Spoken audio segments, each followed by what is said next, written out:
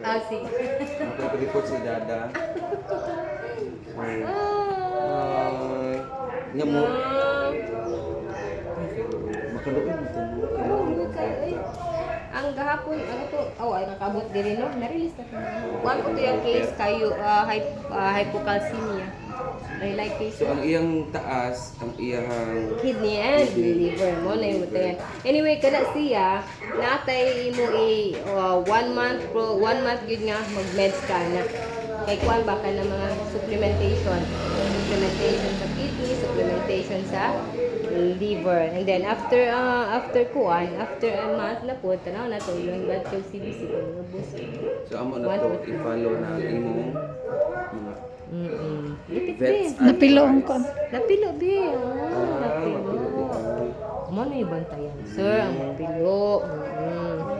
Bibit sa akin. Ano man na siya kanang mo relax ba?